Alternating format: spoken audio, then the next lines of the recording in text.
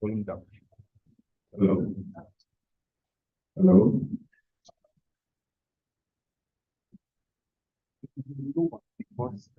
It's taking it. From the website. Because that looks by the studio. Hello.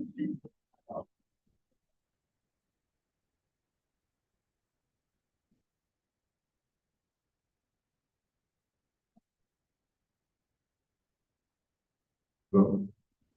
Hello. Hello. Hello. One. Hello. Hello. Hello. One.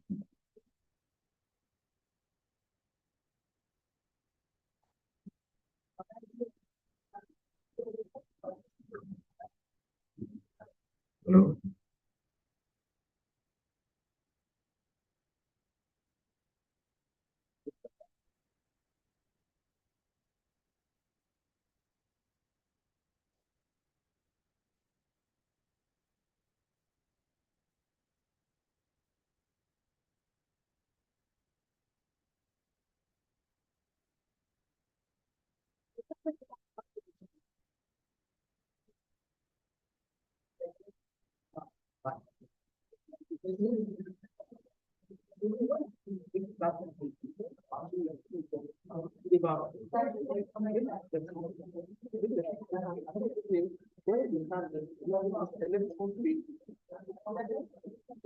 Please stand and fight.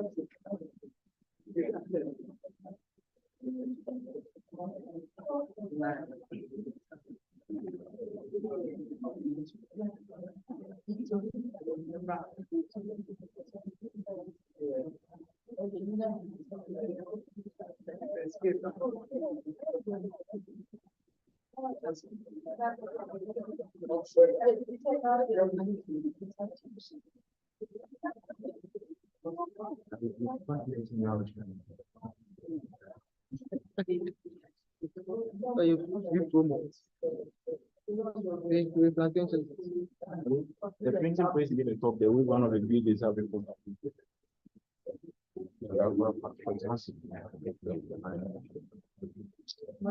Actually, number not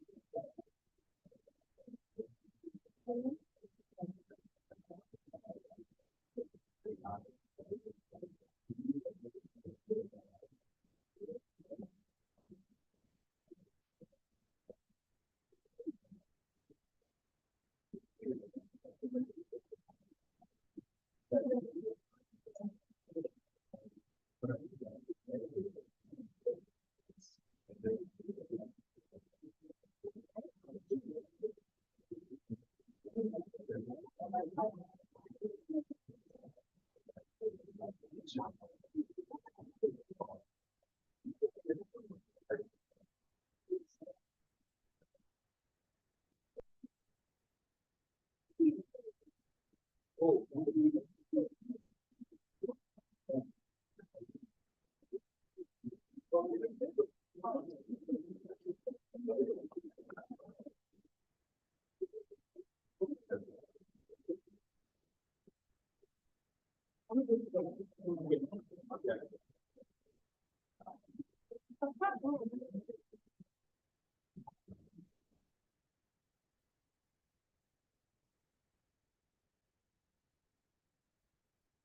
evening, ladies and gentlemen. May I take your indulgence to at least let's fill up the front spaces so that we can have a much filled up space on the front. So those are the far ends. Could you please come forward?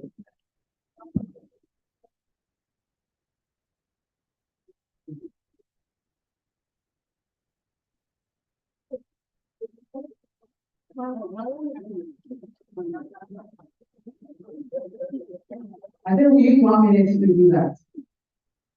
So I'm waiting. Kindly calm down.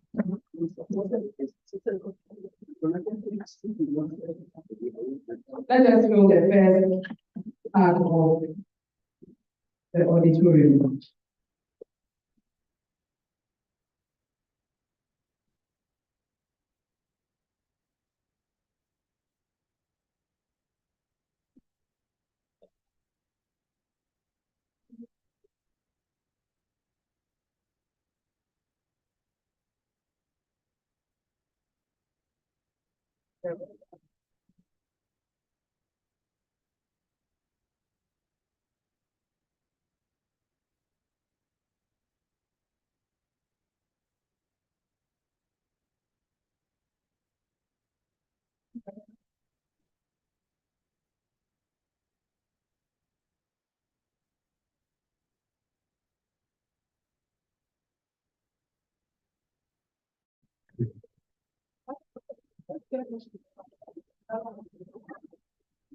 Okay, thank you very much for allowing me to reorganize our space. You are all welcome to the first session of the DBG-UGBS Development Finance Dialogue Series. Today is a very special day. We're going to observe another discourse on development finance. And for the purpose of this program, I'm going to be your MC, and my name is Dr. Lorena Amwa. So once again, you're all welcome. So as is customary with all programs, we believe that as much as we are all here, we are all religious people. So we want to start with an opening prayer. So we'll call on the fifth seminar person to do us the hand. Can you give her a round of applause? We don't have to come to pray for us.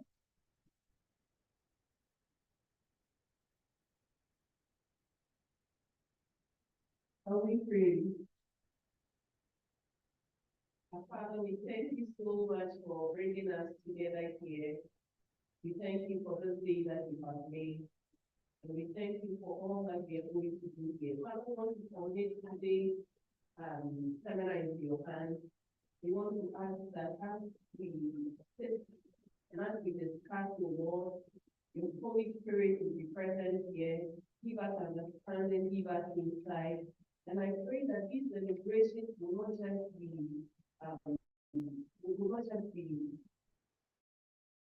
mere deliberation, but Father, from these deliberations, we pray that you will call many policy directions and maybe policy, we commit everyone who is supposed to be here, who's here to come.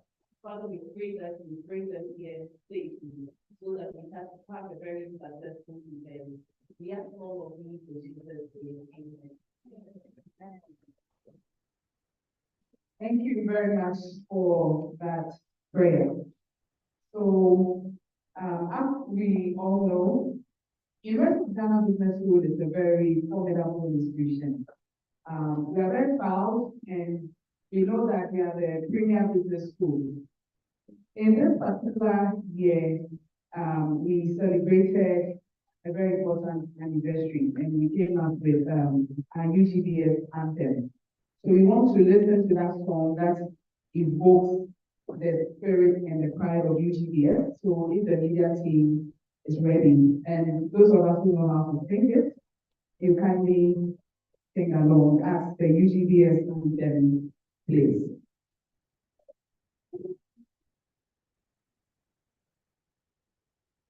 Very well done.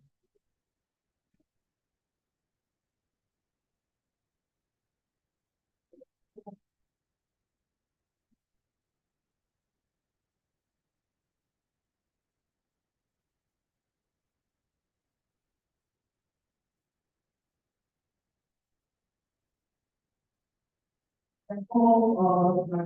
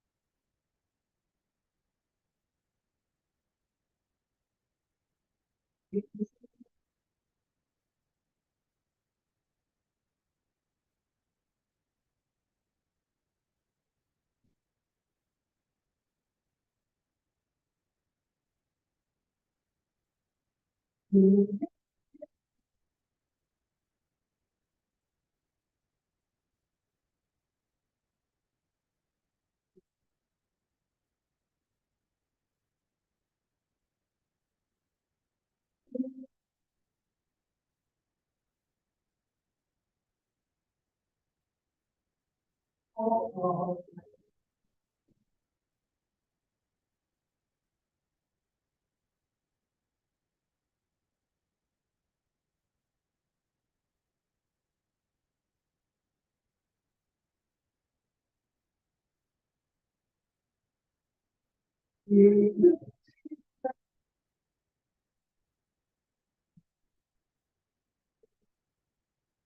Thank you.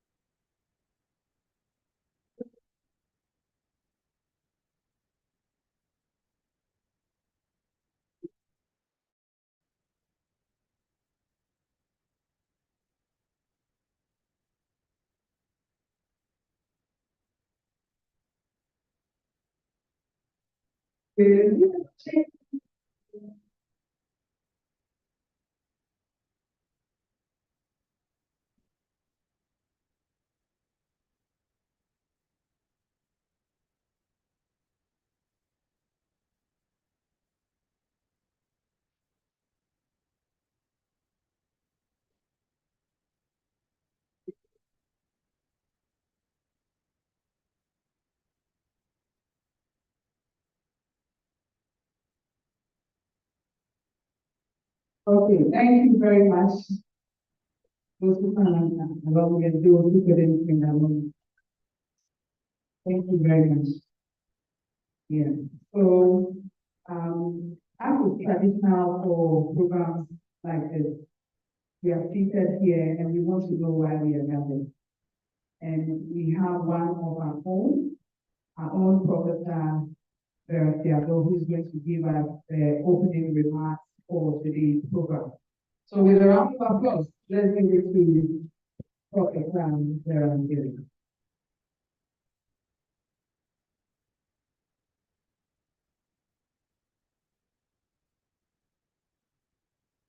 Thank you.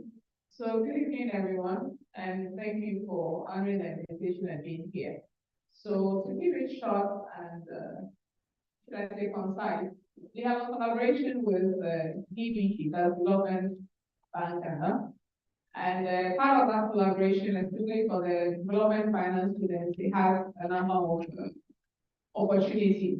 So we have a scholarship that we are trying to work out. And so maybe by the time you get into the second semester, we'll just to hear more of the details since we couldn't rule that out when we were coming in. So that also in consultation with the deputy CEO, that those who may qualify for the scholarship will also be the ones who would be considered as being shortlisted also for the internship. So the first batch, that's the year that just passed and are waiting to graduate in January. We have two of them who have been enrolled as interns with DBG. So that's part of the collaboration. So whenever you see anything that says DBG, maybe you want to inch closer because it could be an opportunity. So this is what we're trying to do. So today we're here as part of the dialogue series that we meant for that collaboration to speak to issues that are important within the space of development finance. And so if you're here today, it is because it is a collaboration between the University of Ghana Business School, the Premium Business School, trying to bridge the gap between academia and industry, and by so doing, leverage on the benefits that will work for all of us. So thank you once again, and then I'll hand over to Dr. Thank you. Another round for the time where I think she's also the coordinator for the MSc Development Finance Program at UGBS and the faculty at the Department of Finance. So in our midst today, we have a number of dignitaries. As you heard from Professor Amegashie, we have a number of people here who are representing the development bank. So with a round of applause, can we have them raise their hands? If you can give us a standing ovation, we'll be happy to acknowledge your presence. Okay, so I see John Barclay and the team. You are very welcome, and we are happy to have you here. Yes. So we also have, is there any other person from any of the faculty members? Faculty members are probably in class, so unfortunately we missed them today. But every other person who's here to observe this event is very much welcome, and we are happy to have you here. Today we're going to have another one of discourse on development finance, as Professor Abor mentioned. And in fact, this is the third in the series of these dialogues. The first one, which we had in the first quarter of 2023, was on development finance institutions, knowledge, innovation, and impact. And this discourse was delivered by Professor Abor. We also had Mr. Daniel Abor, who is the CEO of the CBG. And then we also had Mr. Michael Bank, who is the Deputy CEO of Development Bank Ghana. In line with deepening development finance knowledge, we had the second round of the dialogue. which was on development finance institutions and trade finance. This was also delivered by one of our previous faculty and currently with Afri-Exim Bank by name Dr. Anthony Coleman. And we also had Mrs. Nanesha Obey Ediya of the Ghana Exim Bank, who is the Deputy CEO. We also had Professor Charles Ajesi, who is also a faculty at Stellenbosch University, who joined us for that particular deliberation. Today, we are happy to have one of our own, one of our illustrious professors who has made global impact, national impact. When we talk about his papers, although he's not talking about his papers, we'll not finish today. So better don't go there. In terms of industry, we've also made a lot of impact. I'm sure we all know Professor Joshua Abor. And with a very positive round of applause, can we welcome Professor Joshua Abor? We're going to deliver to us a note on the changing role of development finance institutions.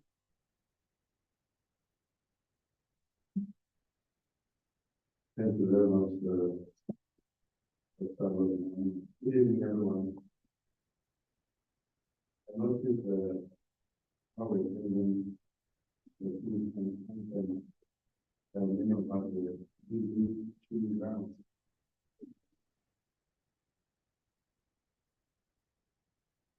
Please let's learn the answer. It's very important. Before the end, we'll see the investment answer. Let's learn that also. All right, I think the time is far gone. I'll be very brief, and then we will allow time for questions. So, I'm scheduled to present on this topic, the changing role of national development banks in Africa. And actually, this topic is based on a book that has just been published. I thought I should bring a copy of it. So this is the book published by Abor Mamula, and we have support from Bank of Ghana and Ghana Exim Bank to do this. Sometime, I think about 2 years ago, I was approached by the African Center for Economic Transformation to lead a project on national development banks in Africa, for national development banks. Even though our plans were doing a book on that, I thought it was going to take a very long time to do that. But after that research project, it quickly built up so much interest to complete the book on time. So I think this book will be very useful for our development and policy makers as well. All right. So just by way of the outline, I will briefly talk about national development bank or development bank in general. Then we'll look at the landscape of national development banks in Africa. We will also cover the historical perspectives of development banking. We'll look at the business models of development banks and then the contemporary roles and contributions of national development banks. And then we'll try and identify some of the challenges that come from national development banks. We'll look at the future of national development banks and we'll conclude. All right, so let's try and see what else to do there with the 30 to 5 minutes. Looking up the question. So, development banks are essentially financial institutions that focus on providing long-term capital to industry and also to support socio-economic growth and development. We have different types of development banks, and they include multilateral development banks, regional development banks, and then national development banks. In fact, the regional development banks are also multilateral development banks. The multilateral development banks are established to support development activities, mainly through long-term financing, and they are owned by many countries. For example, is the World Bank, the multilateral development bank, and then we have a regional development bank and sub-regional development bank. Yesterday we had the president of the Abor Bank Board, and talking to the development finance part. And the Abor Bank is a sub-regional development bank. So the regional development banks are owned by governments of particular regions. So we can have the African Development Bank, which is owned by African governments. Okay, we have the European Bank for Construction and Reconstruction and Development, which is owned by European countries. So we have the Asian Development Bank that's owned by Asian government. Apart from the regional, we have sub-regional development bank. So the Equal Bank is owned by governments of the Equal state. And we have the West African Development Bank. Interestingly, these two sub-regional development banks are located in Lesotho. The West African Development Bank is actually owned by the Francophone countries. And we have the East African Development Bank, which is owned by governments of the East African sub-region. So the regional and sub-regional development bank concentrate on financing development projects in specific geographical areas. Okay. Like we said, they tend to focus on specific regions. Now, with respect to the national development banks, they are either wholly owned or partially owned by a government, a particular national government. Okay, they are mandated to achieve socio-economic goals in their respective countries. Actually, the number of development banks increased rapidly, like in the emergence somewhere in the 1950s through 1960s, and they are main forces of the socio-economic development. However, they experienced a decline in this occupation by the economic liberalization and reform programs in the 80s, in the 1980s, and the 1990s. In fact, a good number of them were privatized during the 1987 and 2000 periods, and many of them were either restructured or liquidated. The privatization of actually the privatization drive changed their mandate more towards their profit orientation. So instead of focusing on providing concessional lending, they tended to focus more on profit making, just like commercial market. And in spite of the privatization, the global economy has subsequently seen many of these be established. And they have sought to focus on providing financing both to the private and public sectors for specific national or regional projects. Now, if you look at the re-emergence of many of these NDBs, or national development banks, and also the establishment of certain multilateral development banks, such as the Asian Infrastructure Investment Bank and the BRICS Development Bank, actually that about the BRICS Bank, and they're expanding to include other countries. This actually reflects the paradigm shift in development banking space, more towards a more balanced public-private mix in the provision of debt finance. We can talk about their features, but I won't bore you. I'll touch on some of them as we go on. Now, in terms of the landscape of the National Development Bank, they seem to be very pervasive, with almost every country having one, and they are focusing on Africa, with the exception of South Sudan and Somalia. These are the only African countries that do not have national development. But some countries have more than one. Nigeria, for instance, has the highest number of national development banks in the world, 11 of them, followed by South Africa, they have 7. Ghana currently has 2 national development banks, and these are the Ghana Exim Bank, or the Ghana Export Import Bank, and then our own national development bank, the Development Bank, Ghana. The number of national development banks in a country may not correspond to the size of the economy. If you take a very small economy like the Swatini, they have 5 national development banks. Botswana is a very small country, and they have 4 national development banks. And many actually trace the establishment to the end of the colonial era and early independence. We have about 30 new national development banks established during the 1950s and 1970s.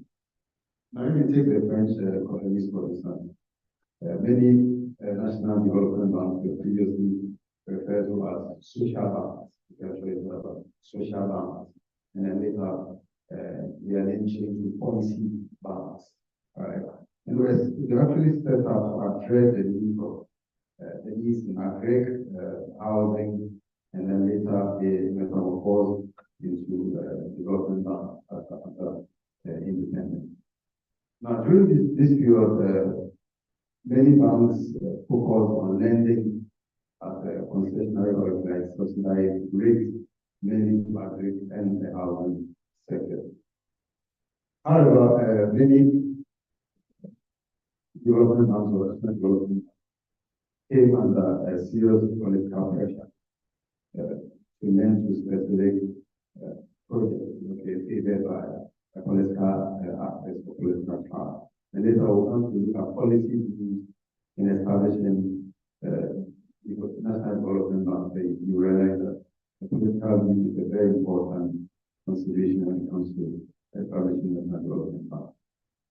All right. In the 1980s, the establishment of new national development banks slowed as they were seen as ineffective and as distorting the markets. Now, because they provided lending not on commercial terms, the British institutions considered them as market distorters. Okay, so and that's why they push for them to be privatized and to reduce the efficiency and get either government offloading these stakes in these or getting them to be run as private commercial banks.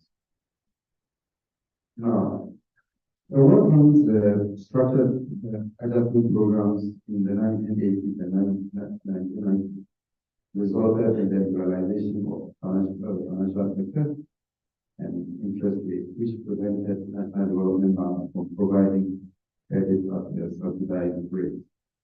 And in fact, the rapid population growth in many countries appears to indicate that commercial banks were seen to be more profitable, and therefore they captured the NDB's market space. Now, these developments tended to weaken the competitive advantage that national development banks have, therefore resulting in their collapse. Okay, many of them actually had to fall. However, a dramatic shift in the last decade, if like, has seen many national development banks being established.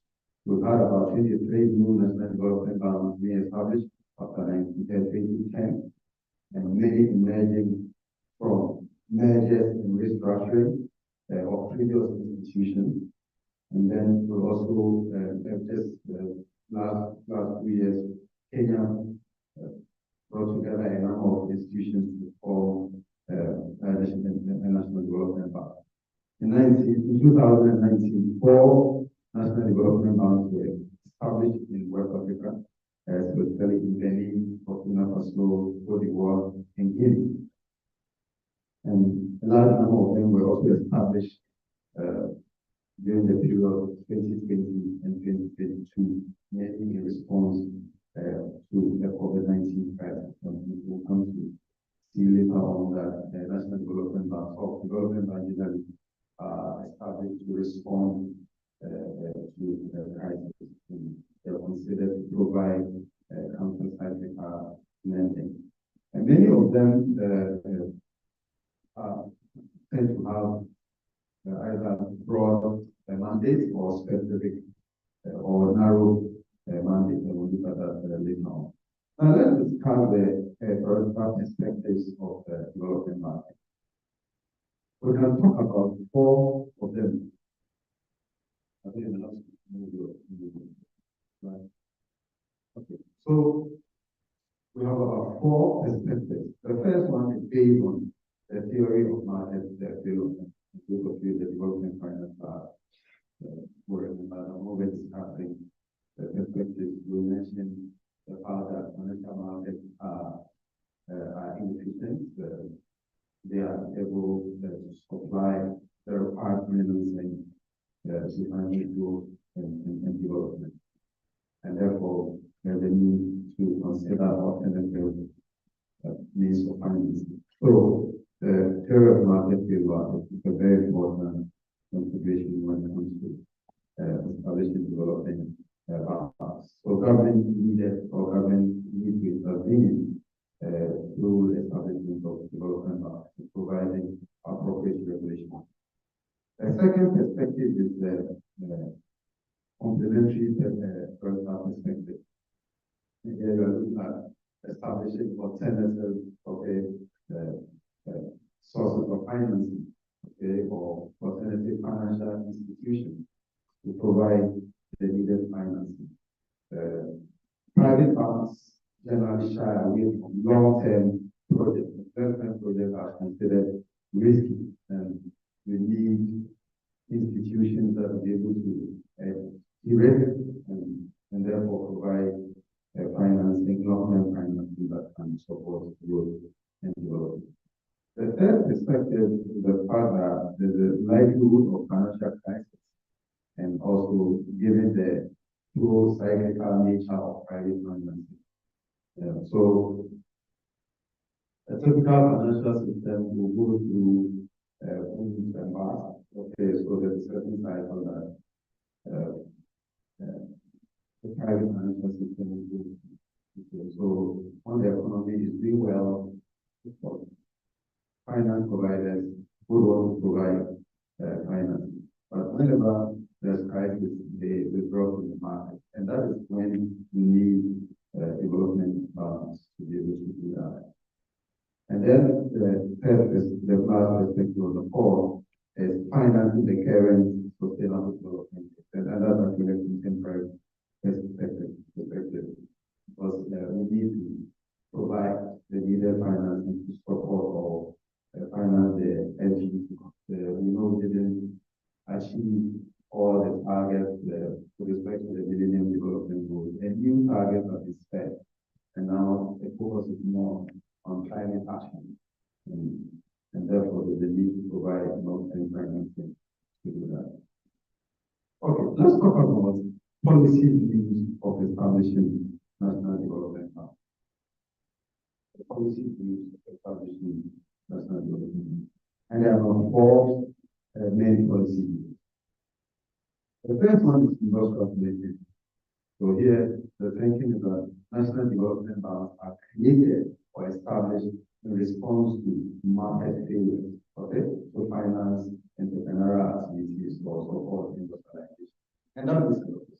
So we established a development bank to drive business activities to very good. The second policy view is what we refer to as the social policy view. And here, government intervening in the market by establishing national development banks, if you like, in the financial market, in order to address certain social issues such as unemployment, housing, energy, and so on and so forth. So you can establish a development by a national development bank that focuses on housing, okay, financing housing. So if you like, provide financing energy. The fourth is a political policy. In fact, there's a thinking that government set up or established national development bank to support businesses that are politically aligned. So they see the bank as instrument to support political interests. Right? It's also a way of rewarding industrialists that are politically connected. Okay, so this is the political view of establishing a national development bank. And the last one is known as an alternative dynamic view. In fact, the theory of development is based on a framework where social or industrial forces tend to shape or reshape the institutional functions of public banks or public banks, which in turn changes the meaning of being a public bank in a time of place-bound conflict. And the functions of national development banks are then subject to the pool of interest from the public and empire in a class-divided society. And each of these classes tend to shape for whom the bank is mandated to function. So you see these classes trying to pull or draw the interest in terms of how the bank is established, whether it's established for a public cause or for a private cause. Okay, let's discuss a very important issue, and that has to do with the contemporary role of national development. I mentioned that they provide counter-cyclical funding, and development funds are established, okay, or they play a very important role in countering the pro-cyclical nature of private financing during and after periods of crisis, and normally during crisis, or even right after crisis. What we are saying that it becomes difficult to access financing from the private financial market, and therefore the development banks, financial development banks, come in handy, and they are here to provide contracts. So when there's crisis or the economy is not doing well, that is when you see them active in the market and so forth.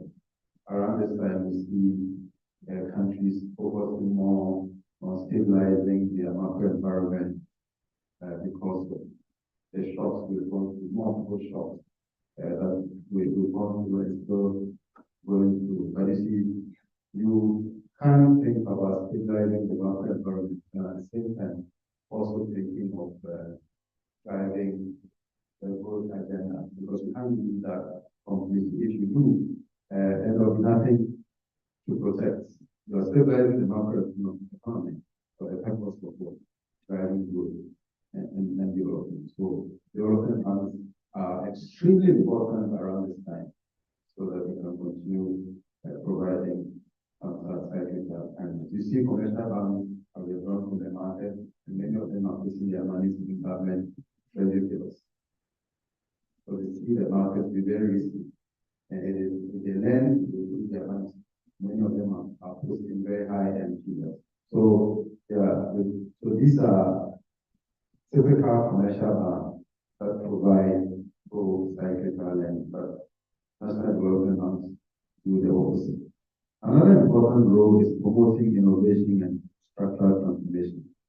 And here they provide support for innovation and entrepreneurship, okay, in many economies. They also enhance inclusive finance or financial inclusion. Typically, small and medium-scale enterprises tend to have difficulty accessing finance or long-term finance for the market. Micro enterprises and able households find it difficult to access finance, but development banks are able to do that. In fact, there are development banks that are set up specifically to provide financing for small and medium-scale enterprises, and that helps in promoting inclusive finance. Another important role is supporting the financing of infrastructure investment and development. There are development banks that are set up purposely for providing long-term finance for infrastructure. We have the Asian Infrastructure Investment Bank. Zimbabwe has a National Development Bank known as Infrastructure Development Bank of Zimbabwe. So, and because they can afford to provide long-term finance, and you reap or you get a reward for infrastructure investment after many years. So you need long-term financing to do that. They also depend on financial market intermediation, and then an important role, which is a contemporary role, is financing the provision of global public goods, and particularly combating climate change. And this is where many development banks, both multilateral and national development banks, are beginning to focus on. Typical commercial banks may not give you financing to support climate action, to finance the climate adaptation and mitigation measures. But development banks are set up to do that.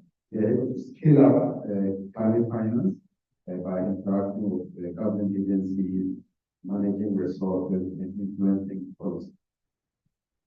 They are also able to scale up climate finance to limit the level of risk by combating small projects through a portfolio approach.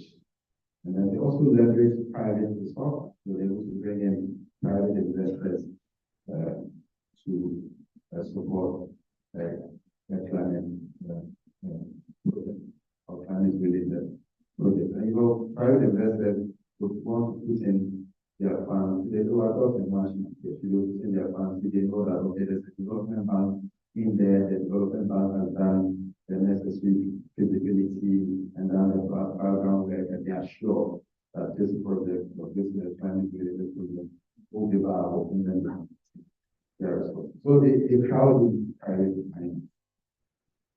Okay, I'll spend time on their contributions because they are somehow related to the role. But in terms of contributions, they serve as a key actor in financing central and local development projects. They serve as important levers for transforming national economies and contribute immensely to industrialization. They provide financial and technical support to promote trade development. I think that development banks will be extremely important in driving intra-African trade. And with this whole idea of promoting the African continental free trade area, development banks will play a very critical role in that respect. They also create savings and financing needs for individual farmers, public firms, and private firms. They create employment by absorbing age groups from the labor market. They act as a tool for supporting proactive growth strategies, and then they mobilize private sector finance to fill the financing gap in order to achieve the sustainable development goals. Let's talk about their business models. I mentioned that development banks may either have broad mandates or a narrow mandate. So development bank of Nigeria, Development Bank of Rwanda, Uganda Development Bank Limited, Development Bank of Ethiopia. These are development banks that have a broad mandate. Broad mandate means they focus on many sectors. Then we have development banks with a narrow mandate. For example, is the Ghana Exim Bank, and that is set up purposely to finance international trade. And we have the Infrastructure Development Bank of Zimbabwe, and that is set up to finance infrastructure projects. We have Agri Development Bank of Tanzania. In fact, the Agri Development Banks are development banks that focus on financing agriculture. So our Agri Development Bank started as a development bank, but later metamorphosed into a commercial bank. And the National Investment Bank, there was also a development bank. Now, in terms of their funding sources, they borrow mainly from the international capital market because they tend to have high credit rating and given their reputation, they're able to raise long-term financing. They also receive developer assistance from multilateral development banks and development finance institutions like the World Bank, the IMF, and the other regional development banks. To obtain, of course, loans global development finance institutions. Some of them also receive support from the National Treasury, and then they also borrow short-term from the international market. Many of them will focus on issuing long-term debt instruments like bonds. And they sometimes are able to raise equity finance as well from government. In terms of their lending models, they would adopt a wholesale lending model or a retail lending model or a mixed lending model. So if it's wholesale, what it means is that the development bank lends through participating financial institutions or other financial institutions. The advantage of this model is that the National Development Bank offloads the credit risk for them to participating financial institutions because they serve as intermediaries to on lending to the target entities or the borrowers. So the development bank doesn't have to think about managing the credit risk. The problem with this approach is that if the participating financial institutions are not development oriented, then it becomes a problem. Okay, they may not really understand the development needs of the target entities or the borrowers. Normally, that's where the problem is. Now, if it's a retail lending approach, then it means that the development bank lends directly to the borrower. You can also adopt a hybrid model or a mixed model where for some of the entities you channel through the participating financial institutions, and some you may want to target the borrowers directly. All right. Now, development banks, the instrument they use in providing financing would grant direct origination or indirect origination to provide various financial products and services, including long-term loans, loans for working capital, bridge loans, or bridge finance, indicator loans, business startup loans, loans for launching new products as well. Now, their pricing may be subsidized, but may also be based purely on commercial terms. But because they are development oriented, they tend to provide long-term financing that gives you enough room and space to be able to operate and then recover your investment and repay the loan. All right, I want to talk about the challenges that National Development Bank face. The challenges. One main challenge is the lack of commercial focus. Okay, so you know that many of them, because they are, of course, development oriented and do not think of profit motivation. Sometimes they are unsure how to really go about providing the lending. And if the orientation is just the development and no profit motivation, you may end up experiencing very high NPL. And many of them, because these entities are owned by government, the view is to reward friends belonging to a particular political class. They know what to do. Many of them borrow and they don't pay back. Okay, we hear of people because of the political class they belong to, they borrow from these entities and they refuse to pay. So that's the problem. And new thinking around development banking, national development banking, there's development orientation and sustainability. So we need to be able to sustain operation so we can continue providing the lending. You don't run out of capital. If you do that, the institution will collapse. Another major problem or challenge is weak risk management system. Many of them that do not have. And this book is actually research-based, so we spoke with development partners to really find out what the challenges. Another major challenge is the changing competitive environment. So you see many of them experiencing reducing a trend in the level of concessional lending. We're able to provide concessional lending when we're able to raise concessional finance.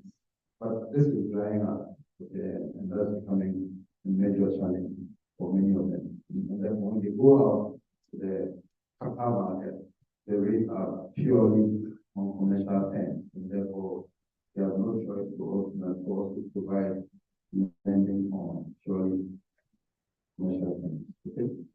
And they also experience serious competition from commercial banks. Commercial banks are commercial banks. I mean, they understand the market, they understand lending on commercial terms.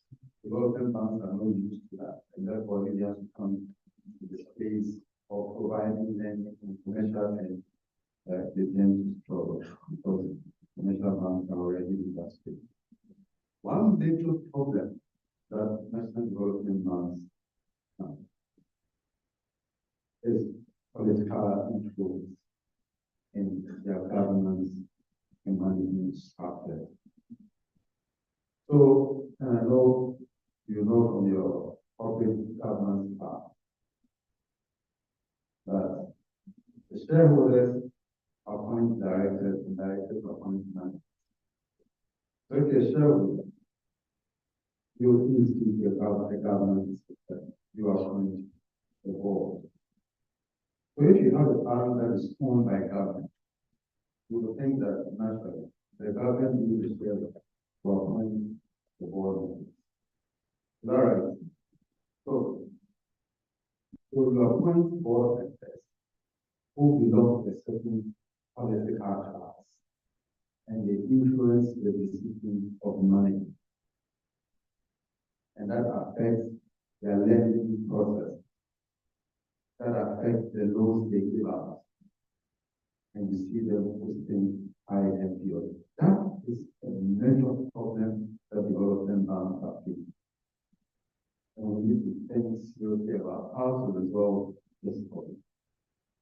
Government being the shareholder.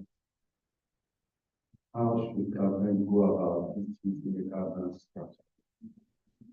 Even if you go through a certain process or use an independent board to appoint the board or constitute the board, or effective government respect that process and retain the board members so they finish their term. That is a big question we need to answer. And if you don't find a solution to this problem, we are not going to go anywhere without development banking. Another major problem is reaching out to small and medium scale enterprises. One of the problems is matching foreign currency funding with local lending. So they borrow from the global capital market and they borrow in foreign currency, but they need to lend locally in local currency. So if you lend in your local currency and currency depreciates, how do you repay your loan?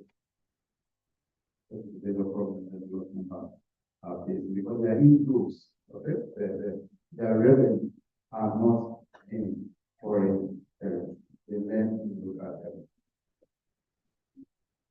also striking a balance between supporting private and public sector, then determining the right level of capital, and then attracting and retaining qualified personnel. I always say that development banking is different. It's completely different from commercial banking.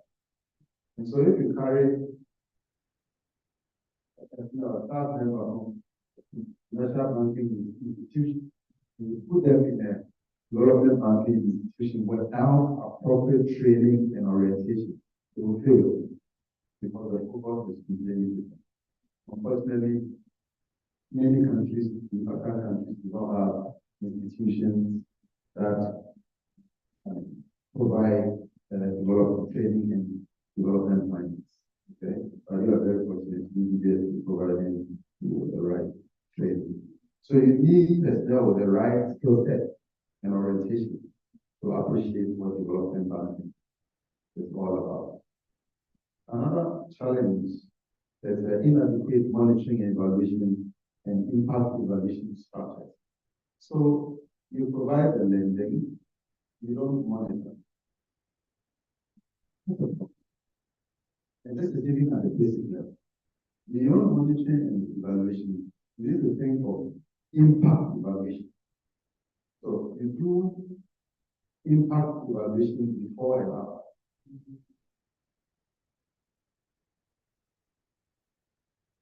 You do ex ante and you ex post. So ex ante is what you envisage the impact of the intervention will be.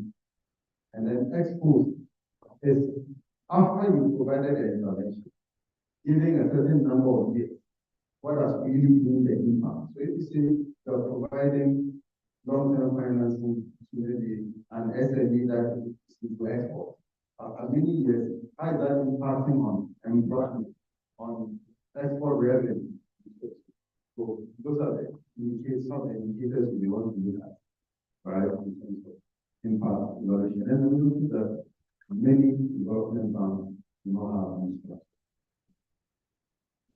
At best, what we have will be a monitoring evaluation. Usually, it's not even or desk. Okay, sitting in the chief economist's office. But I think that is not enough. So lastly, we will just talk about the future of national development banks. The future of national development banks. And then this level of my own thinking based on the research done in developing this book. So we need to focus attention on climate financing and sustainability. There's a need to leverage private capital to support climate action, finance, climate mitigation measures, and adaptation. National development banks can play a very important role in promoting intra-African trade. Currently, intra-African trade constitutes about 16%. 16%. Africa, we trade amongst ourselves the tune of 16%. By another regions, we can talk about 70%. So that is a lot of work to be done. So the whole African continental free trade area agenda can be supported heavily by development banks, national development banks for this. National development banks will be very instrumental in supporting trade facilitation, provide an enabling quality environment, and recently we heard about politicians about 24-hour economy, and that would promote export trade. And that's one area where we import so much, and where can we produce so much for the local market? The fact that we import means we have exhausted the local. We are not getting all that we need in the local market. That's what we enforce. And if we double our capacity, what we do is that we can explore other markets beyond the domestic market. And what can help us stabilize our currency is constant flow of foreign currency. We can do that by serious export to development drive. National development plans will be very useful in supporting infrastructure development. And infrastructure development should be both hard and soft infrastructure. Hard infrastructure, physical infrastructure is key, and then digital infrastructure. National development plans will be useful and the need to adopt well-structured corporate governance framework. The need to implement efficient risk management systems. Now, in terms of regulation, some schools of thought have advocated for the need to adopt the Basel III standard. But we think that ensuring proportionality will be the way to go. We can adopt Basel III wholesale as far as national development plans are concerned. So we need to adopt a proportionate approach in the Basel implementation. We also need to institute effective monitoring evaluation and impact evaluation systems. Ladies and gentlemen, in conclusion, national development plans complement the efforts of multilateral, regional, and regional development plans in filling the financing gap and providing long-term financing to very important sectors to serve growth and development. Their focus in financing sustainable development and climate action is extremely critical. Adopting the right business model is very important in sustaining the operation. Instituting effective corporate governance framework, sound regulation,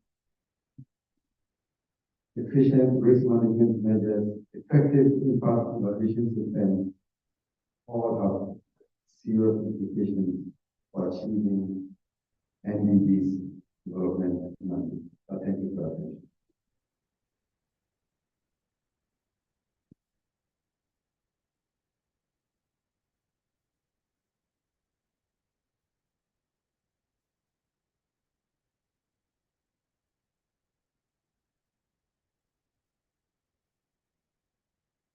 Another round of applause for the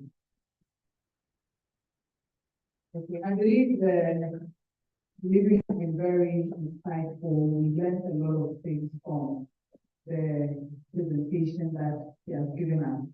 We've learned about the theoretical underpinnings for development finance institutions. We've learned about the challenges.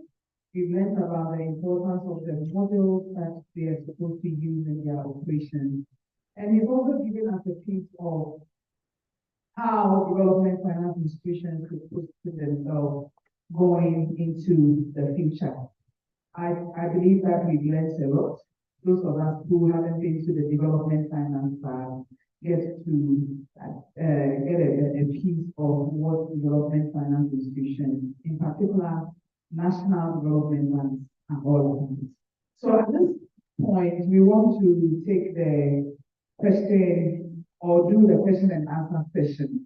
Prof. Abor is going to be seated here. We have someone who's going to go through the audience for with a microphone. Yes. So if you have a question, we'll take the first round of questions and then you can answer them. We'll take the second round and then we'll wrap up the session. So if you have a question, do well to raise up your hand. We'll come to you with a microphone and then you can take your question.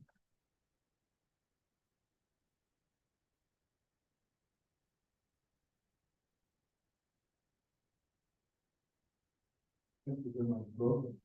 This voice is finance. I took a presentation wrote down some three specific areas of research interest, and that's the different questions I will be glad if you can respond to. The first one, can you give us an idea of the state of research on how that can impact NDPs particularly? Would it be wrong to suggest that there are fundamental challenges relating to governance, like you alluded to, which we first need to address as a matter of urgency before spending money in establishing all these endpoints? And then my other question is, how do we begin approaching attempts at developing a risk management framework? I appreciate any suggestions without that regard. Thank you. Okay, thank you very much for it. We'll take more questions. Yes, there's a hand on this side.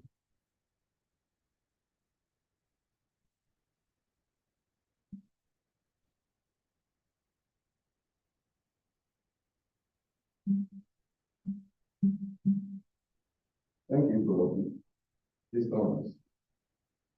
Prof, in highlighting the challenges facing national development plans, you made mention of political influence in the governance structure.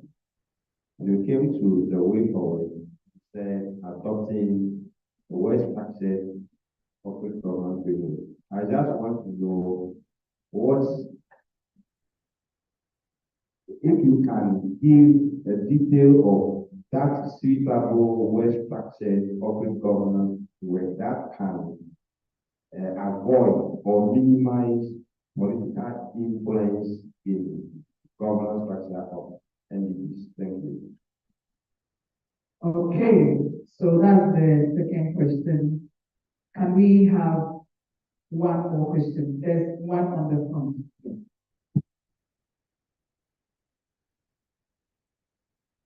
Thank you, Prof. The name is Chi.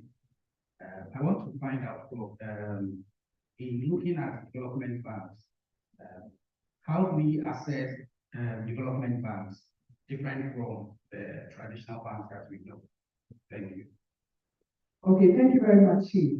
Prof, I believe we can take the question and then proceed to the second round of questions. So kindly note down your question. Prof, come back.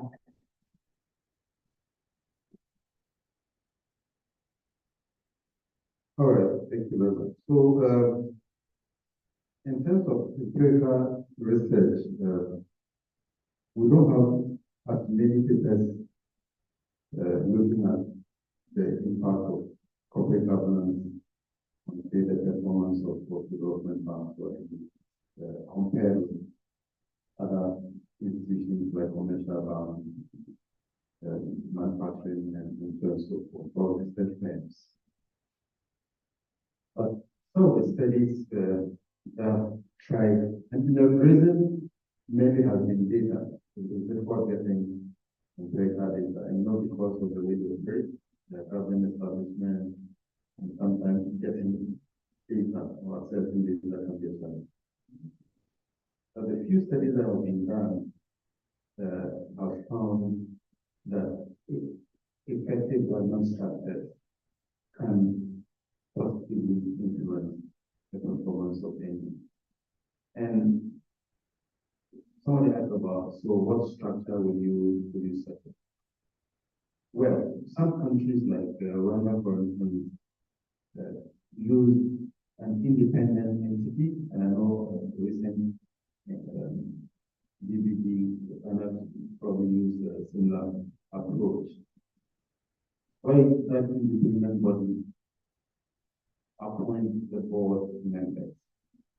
I remember I asked somebody a question once that, so the board members that are appointed by the independent body or recommended by the independent body, and the minister, the sector minister, finance minister, say would name A or name B, and they couldn't answer the problem. If we are going through an independent process and you advertise and people apply and you select them based on merit, then we are getting somewhere. But if then this has to be subjected to another person scrutiny. That person belongs to the class. That's where the problem. Now, if we go through the process and constitute the board, and we give them their mandate with their panel, and they don't finish serving their term, and there's a change in regime.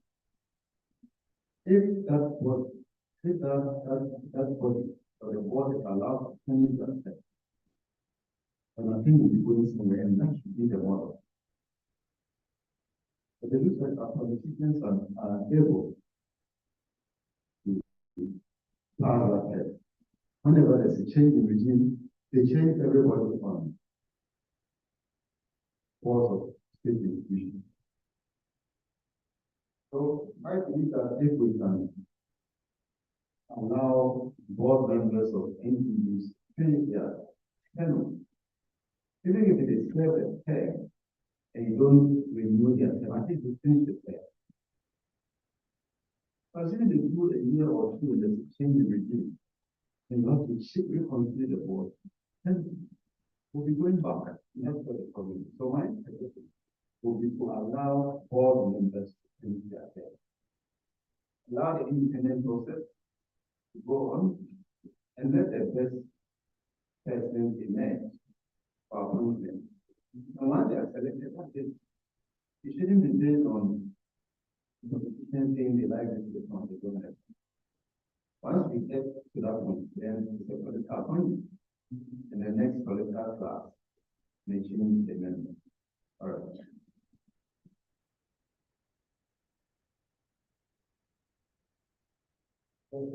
And you see, it's the same attitude we have when it comes to even the National Development Plan. So if National Development Plan are set up to, if you like, finance the National Development Agenda. You see, so government may have a long-term plan and would need an entity or an institution to provide funding. So that's why you set up. Because you have a certain agenda as well. But if you don't have a plan, what is the development plan? So one has to develop a plan, and the next part also develop a completely different plan. So probably have to go back and follow what the constitution says. And when one party is developing a plan, it should be based on consensus. So we don't develop a 50-year plan, 100-year plan, without input from the stakeholders. The plan belongs to the community. Therefore, it should have a national focus. But if it's based on a party's plan, then we're going to have a problem. So if you have a very long-term plan, and government draw from the plan, say all their medium-term plan, it will be different from that. We don't waste resources. Develop very long-term plan, one party, and they abandon the plan. That's what we experience. So abandoning what others have done, we take the same attitude towards development growth infrastructure. One party grows, another comes, they abandon. They have to start afresh. But if that is in the development plan, we are all experiencing, we may have different models, approaches, having the objective. Our all have a small objective. The objective is to achieve these plans. And so all that towards that. But if we have different targets, then we're not going to do it anywhere else. Thank you. I think somebody also asked something about how do you say, okay, so I mentioned that they have a development mandate, okay, or development orientation, and they also need to be sustainable. So when they provide lending, they should recover the loan so they can extend the support to the next borrower. So you assess them all the indicators, liquidity, soundness, profitability, and then impact. The impact is extremely important. All right. Thank you. Thank you for the response to the first round of questions. We're going to take the second round of questions. You have someone.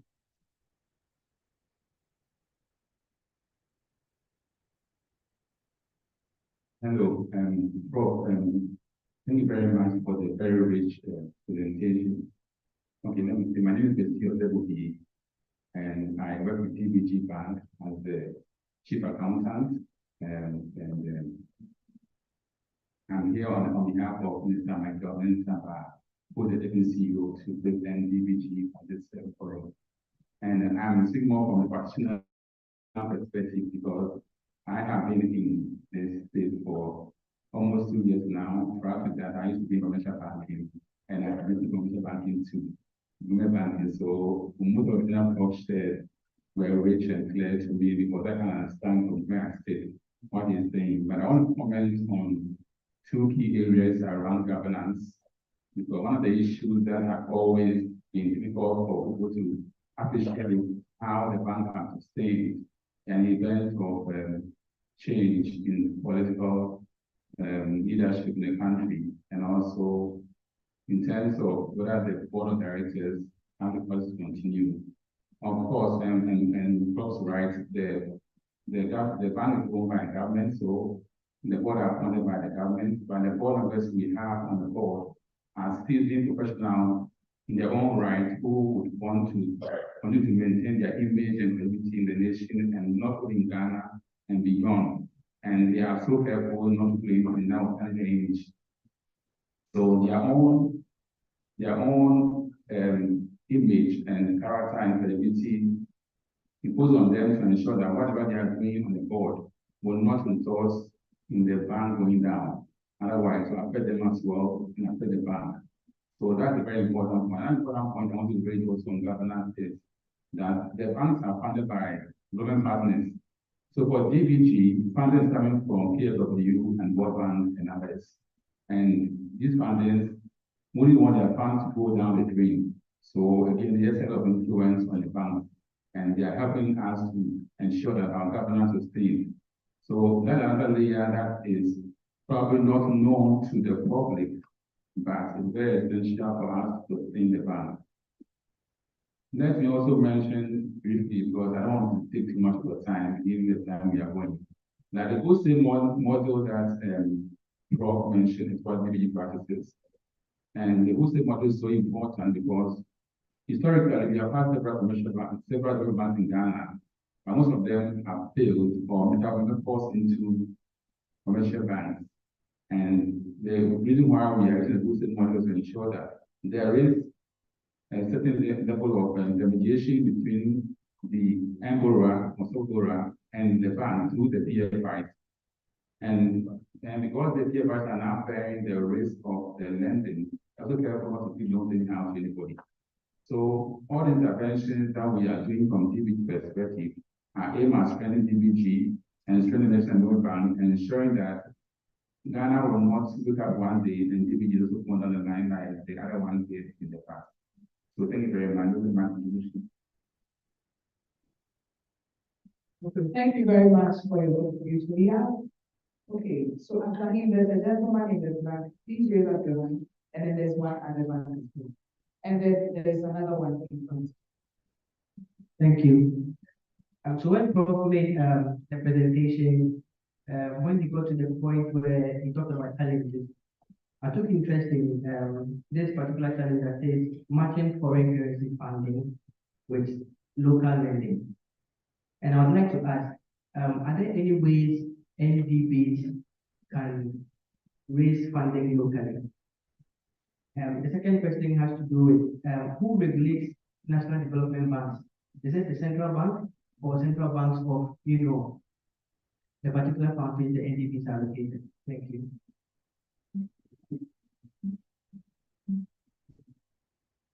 Don't you want to come here first? This is close and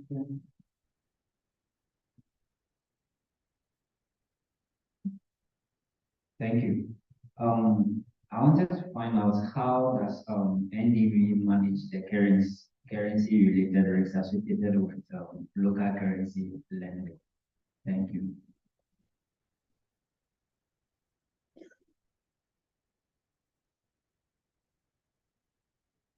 Okay, thank you, Prof. My name is Maxwell Adonijela.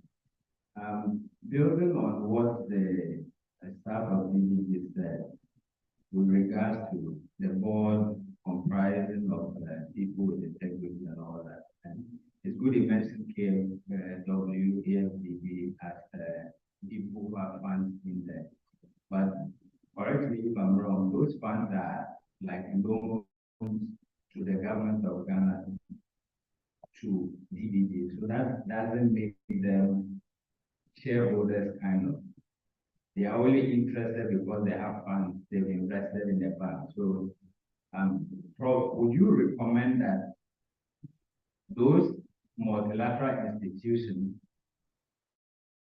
with substantial interest through those loans in DBG, they should be given a board membership role so that they have the authority to appoint 1 or 2 persons on the board?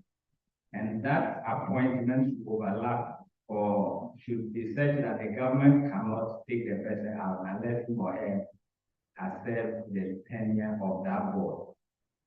So that at least 1 or 2 of those people can have a stronger say in how policies can be consistent and not be tied to political cycles. And I'm saying this with regards to the challenge associated with governance, with political situations and all that. And building on that, and from a practical perspective, would you say that, or would you agree with me that the establishment of DBG has whittled down interest and attention on Exim Bank? And that is because it was established by the previous administration. So because this administration came in with this, there's a lot of interest, there's a lot of attention, there's a lot of capital on it compared to Exim Bank, because from a personal perspective, Exim Bank investment and stuff has gone down. Even PR-wise, branding-wise, has gone down compared to DB. And then finally, on the issue of the regulation, you can explain again what you meant by the proportional regulation with regards to value of trade. Thank you.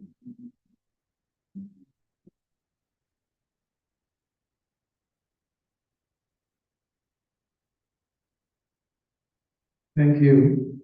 Prof. John, some of the vision that I've made as far as the development bank in Ghana concerned. If you look at DBG, for example, they don't lend directly to corporate entities, rather they do to the financial institutions. But there is this regulation from the regulator which limits them in terms of the amount that they can be exposed to one particular financial institution. That's a single obligor. So you could see that there are a lot of companies that have approached one FI for some projects, which is die hard in terms of promoting the economy. But because DBG has exhausted that limit without financial institution, they cannot lend. How can BOG help in this regard, please? Thank you. Okay, thank you, John. We'll take the last question here. It's here.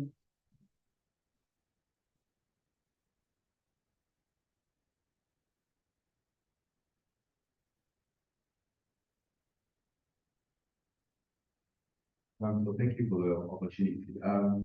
I want to get clarity from Prof. You mentioned the Exim Bank. Recall that Exim Bank was formulated through an act of parliament. And from my understanding, they are not a DFI based on the DFI Act. The current DFI Act, the current DFI 1032. I wanted to know on what basis does he mention Exim Bank as a DFI or as a National Development Bank? Another question is the scope of the National Development Bank is, I would want to also gain clarity on that. There is a National Development Bank such as the NIB and also ADB. Those are formed by the Act of Parliament, but as you mentioned, the focus has drifted to commercial banking. And with the current regime of a DFI, which is a development bank, you do not fall within that ambit. So I wanted to know on his research, what was the basis and scope of this National Development Bank, so that it can be formed, because Ghana's National Development Bank, as I know, as where I said, there's only one National Development Bank. That is under the DFI Act. And also with his research with Africa, various African countries, do they have a DFI Act that identify what a DFI or a National Development Bank is or not? So it's be good to get that clarity from this research. Thank you. Okay, thank you very much. Oh. So, let's start with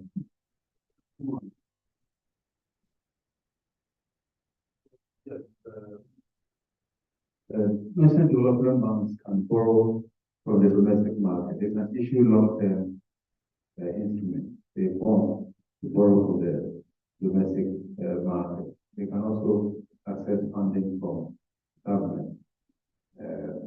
There are times where government can, on a regular basis, include them in the budget to provide regular funding. Now, if you have a good funding mix, then you minimize the foreign currency injection. In that case, we are not overexposed. Okay, so that's a good thing. Because you need to know that your lending is mainly local. They don't, national development bank lend in the domestic economy. They don't provide external lending. Regional development banks do that, but they don't have this problem. Multilateral development banks provide external financing. So they don't have this problem. But national development banks, because they are focused on the domestic economy and they are raising capital from outside, they tend to have a currency mismatch. Okay. So what the way to address it is to have a good mix of the funding. In terms of regulation, yes, so our development bank Ghana is regulated by the central bank. But the extent of regulation is not the same as that of commercial banking. In some jurisdictions, the development bank, the National Development Bank, banks are self-regulating. So in Ghana, for instance, the Ghana Development Bank is self-regulating. It's not regulated by the central bank. Right? But in some jurisdictions, the development bank come under the central bank with some supervision. Okay, so the issue about the Basel. So commercial banks are strictly regulated when it comes to their lending. Okay. If you take development bank, we said they provide long-term finance. So if you want them to keep the same level of liquidity as commercial banks, you're going to create problems for them. They lock up their funds in long-term projects. So you can't ask them to be doing long-term financing at the same time to keep the kind of liquidity commercial banks must have. So that is why we say, let's take an example, that you don't implement practically wholesale. You do that on a proportionate basis. The issue of the single objective, no, that is a very interesting observation. So what some countries do, or some development banks do, is to adopt the hybrid model. That way you avoid this problem. Okay? So if you don't get, in our case, we don't have many participating financial institutions. Right? So the few may have this problem. Now, DBG cannot explain to the cost of single object.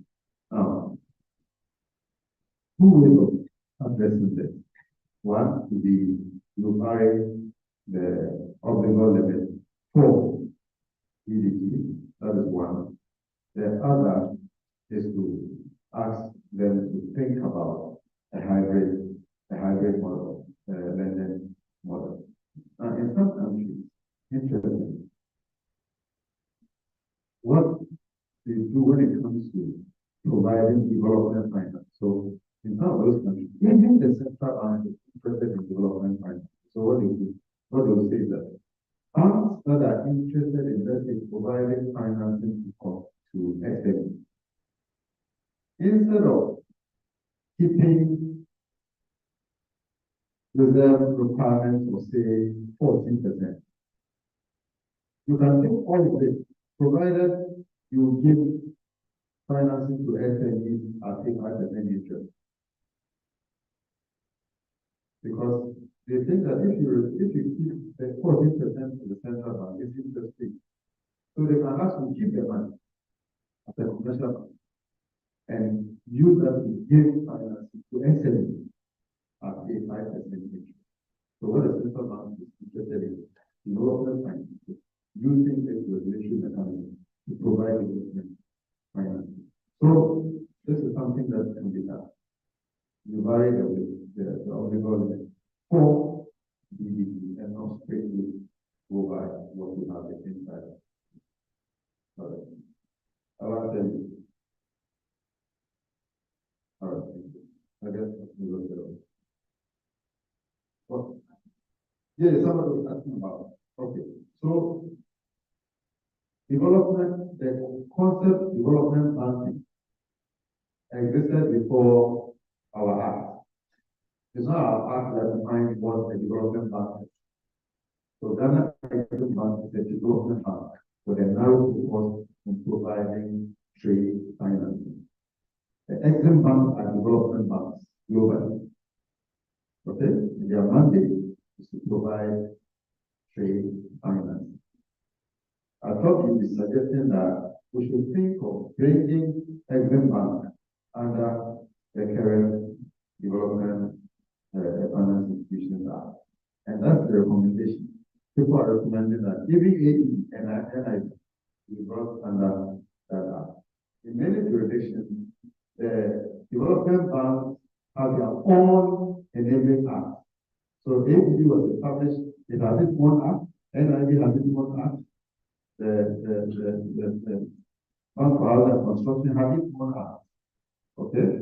So DBG could have been established with its own act. But let's have a common act and bring all development banks under that act. But I think that is something that will happen over time. So the fact that Exim Bank is still operating under it act doesn't mean it is not a development bank. Okay? It's not our act that defines what a development bank is. The development bank is a global bank. Okay, I thought you were going to give a round of applause to you. Okay, so we are going to take just a few more. So we'll take a few more questions. So this is the last round. We haven't had a lady. We have ladies in this room. Oh, come on, please. I'm a lady, please. Show us how we also understand development practice. The microphone to the lady.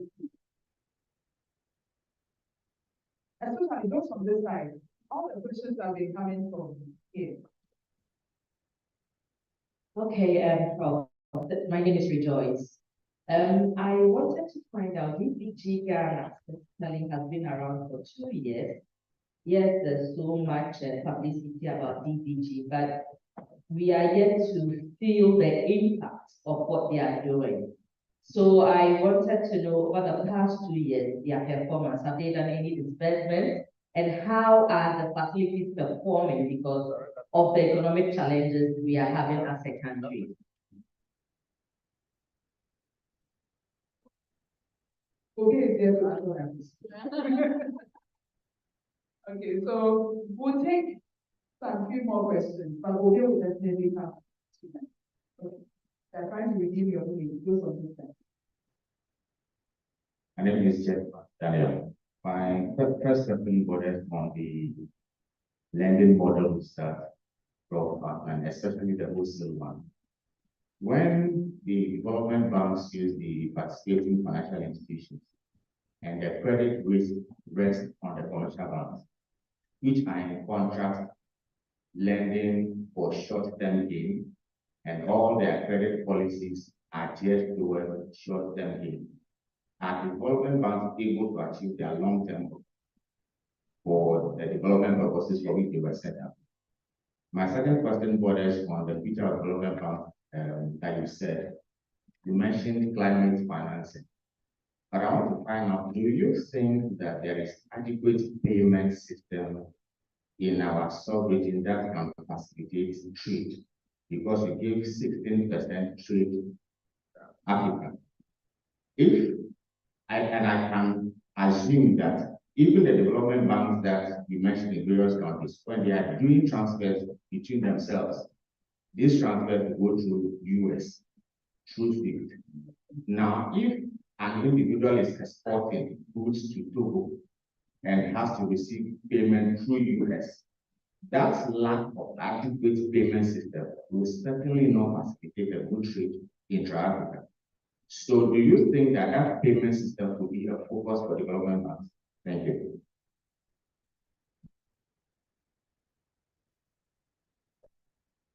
Thank you very much. So I'm Stephen.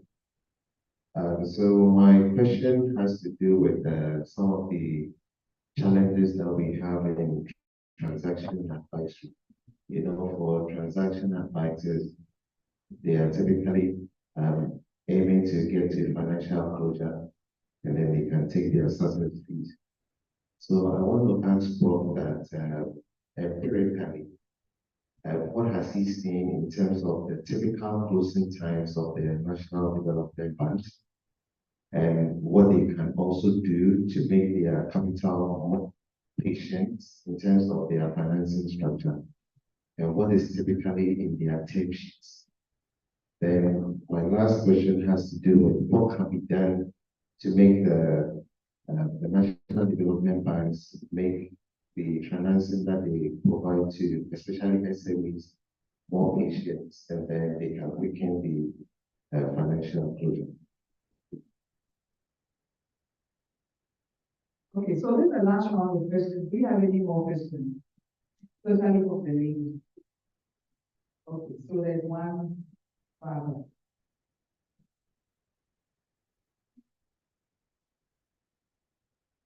Okay, thank you. My name is Pamela. This is in connection to what Daniel had said earlier. So I've realized with the development grants, they mostly focus on startup companies so that they can support SMEs and all of that. However, if you take typical commercial banks, it's high risk for a bank to lend to a startup company, but rather want to lend to companies that are full-fledged and have a very big balance sheet. And they believe that such companies are more likely not to default. So there's sort of a dissonance here where commercial banks are focusing on customers that have low risk profile, which SMEs likely do not fall under. And then DBG also focusing on providing financing for these SMEs. So this is the case where the money is available to support businesses, but these commercial banks that are facilitating the disbursement of this are not actually approving the loans for the SMEs, because ultimately these commercial banks become the public goal in the case of default. So they are trying to also save their back. How do we solve this problem? Thank you. One last one. Prof, thank you very much for your presentation. Prof, my question is just a simple one. I wanted to find out, DBG, we had a lot of buzz in terms of them coming into the system we're all happy. I want to find out whether, are they into wholesale? You mentioned two models. Are they into wholesale or retail? And I wanted to find out, any bank in Ghana here can walk in and talk to them in terms of project financing and all this. But in terms of DBG, it's very difficult if you have certain projects that you want to speak to them, it's difficult to have an appointment, difficult, I don't know, they are not very open. So I want to find out whether are they, because they are wholesale, that's why it's difficult to approach them, or they are, I don't know, they're all. Thank you. Okay, thank you very much. We'll have Oge answer the first question, and then Bob will address the remaining questions. So kindly transfer the microphone.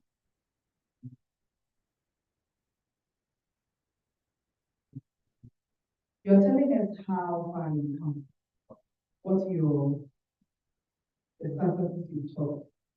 Thank you very much. DBG started active lending in 2022 or last year. At the end of last year, we had lent 245 million Ghana cedis to the BFI. This year, we have done about 200 million. So BFI, for the purpose of let me explain. So BFI are the participating financial institutions or the banks that we work through to on-lend to the sub-borrowers. So those are what we call BFI. So as at this year, 2023, not that now I'm speaking, but I'm a chief accountant, so I know the figures. We have lent about 800 million. So our gross loan book is around 858 million Ghana cedis as of now. And in terms of NPL, it's zero NPL, no NPL. So the numbers look very good. All right, they look very good. And every year we publish our financials to the whole world to see last year, this year, and by I think before the end of the first quarter of 2024, we shall publish our financials. We're also establishing a partial credit guarantee scheme to raise credit to the SMEs that across the bank in the country, and an added service to the women bank we are running. So DBG is doing very well, and so where is the BFI of the lending to this? Yeah, so the lend to SMEs mostly in our sector areas. We don't do every sector. We do agree manufacturing. Yeah, what others we do. So those are where we focus on. And we also drive lending to women-led businesses. So we want to also empower women. So our lending is also targeted for the women-led businesses. And we also have what we call EDS, Educated Government Services, that we help to train and empower women to have the skills to run their business very well. And all these services we are providing to the markets. And I started challenge the gentleman I referred to accessing DBG, because DBG is not customer facing directly to the market. We go through BFIs. So we encourage people to the BFIs to deal with DBG. Thank you very much.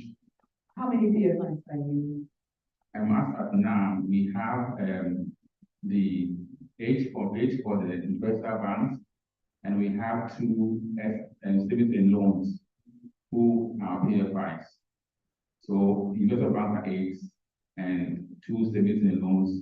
And all of this information is available on our website. On your website. So you go to DBG's website and you get more information about what is going on there. Thank you very much. Thank you very much. So the rest of the questions will be taken by you.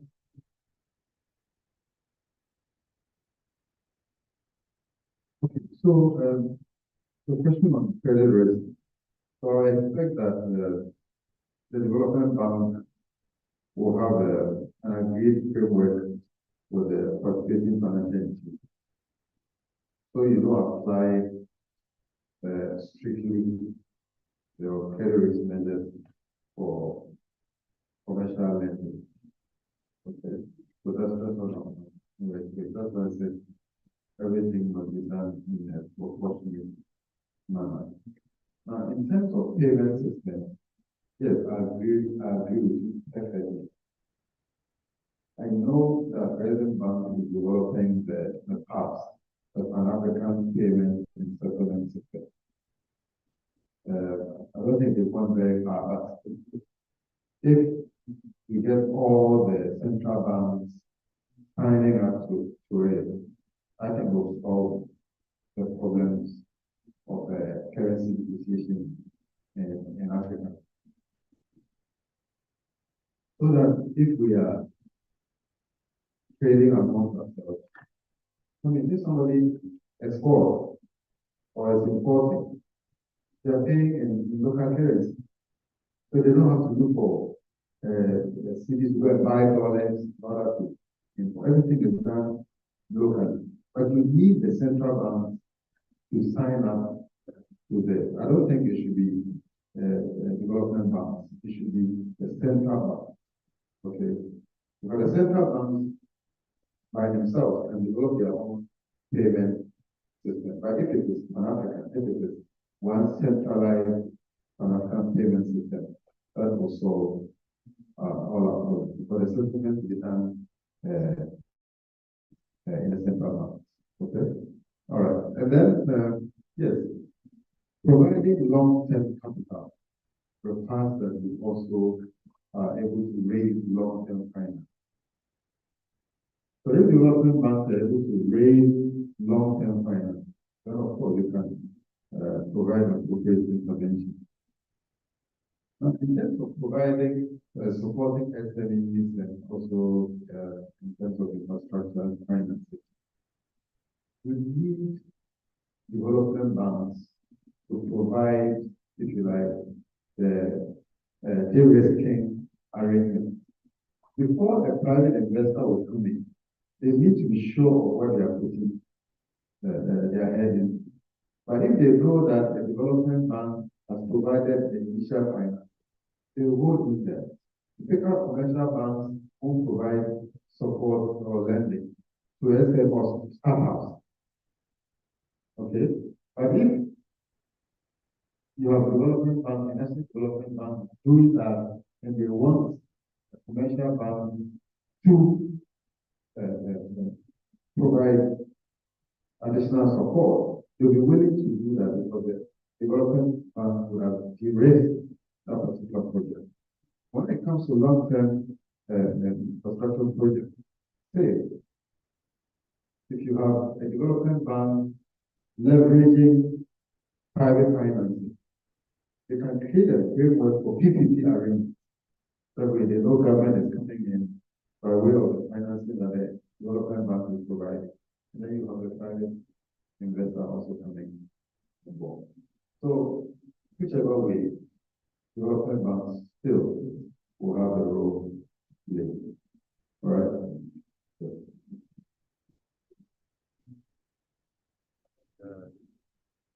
The last one was you can't find giving. So Obi is here. Oh, we'll just hold his jacket and follow him. You'll solve a problem. Okay, so with all the questions answered, all we can do is to give another round of applause to Abor, and then all those announcements and all those applications, we are very grateful for staying to until this time. So, well, we are very grateful for sharing all these findings from your empirical research on national development banks with us.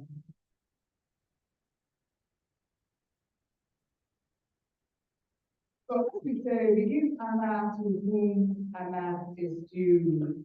And in our midst right now, we have the only dean of the University of Ghana Business School. You will not you want to come here, please come. Please come. Please come. Please give a round of applause.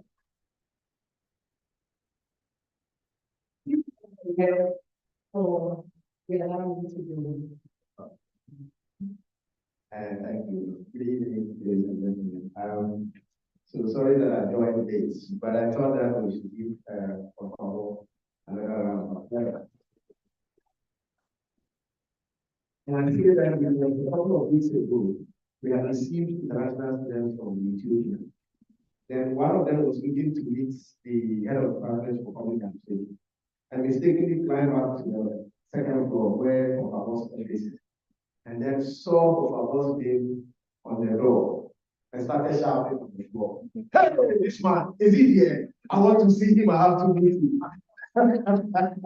So you see, we don't really care in terms of sit and shares with us, but people from Africa, I was in Mauritius last week, and then somebody asked, oh, that man, is he in your school?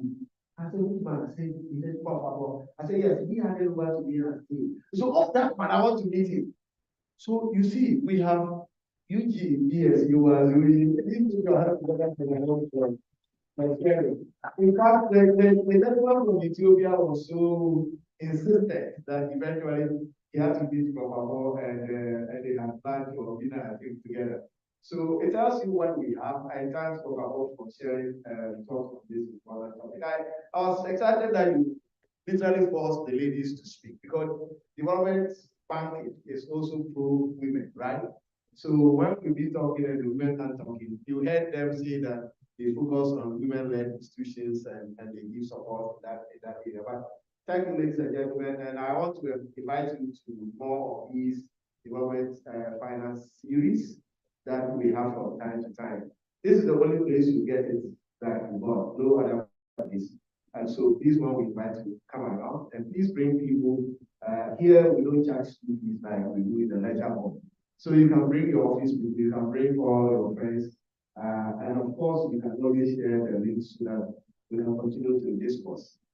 I believe that this is the only way we are able to shape this development practice, we are able to shape development finance, we are able to shape and to improve our economy. And as a school, we are happy to be part of leading the way to these conversations. And of course, with colleagues like Abor and the rest of them, we are always able to show what it is that can be done well. Put your hands together again. Thank you so much, our Dean Professor Baroli.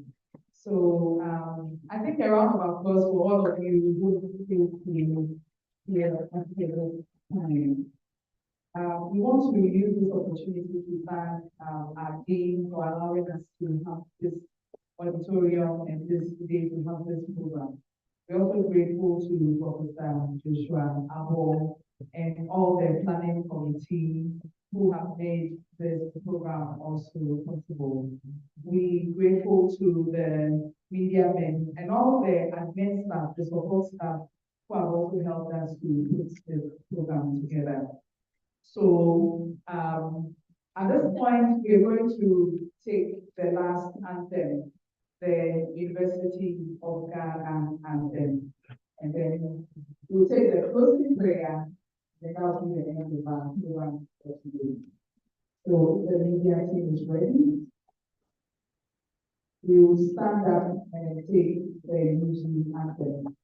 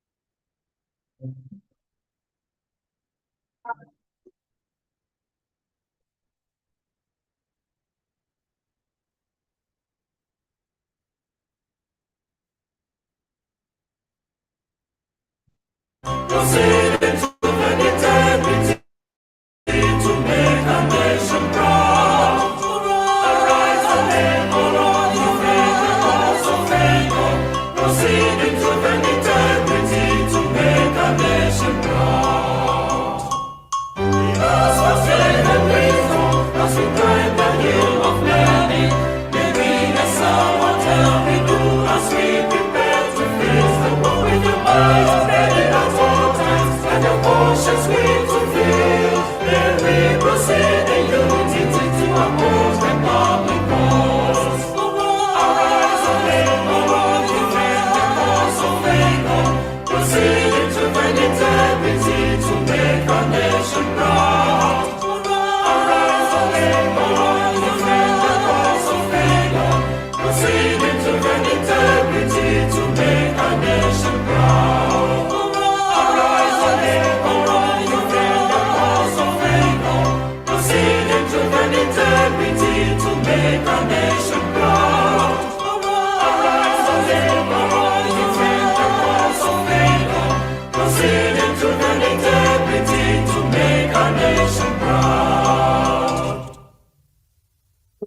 started with a prayer before the classwork of the regular NDA program, Mr. Magani, to do us the honors with the closing prayer.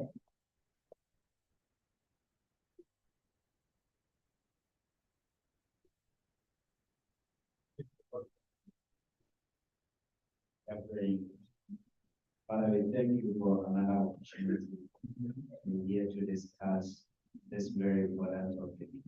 We bless you, Father, as we depart from this very place. We pray that you take us to the good food over us in the name of Jesus. We pray. Amen. Thank you all. Enjoy the rest of your evening.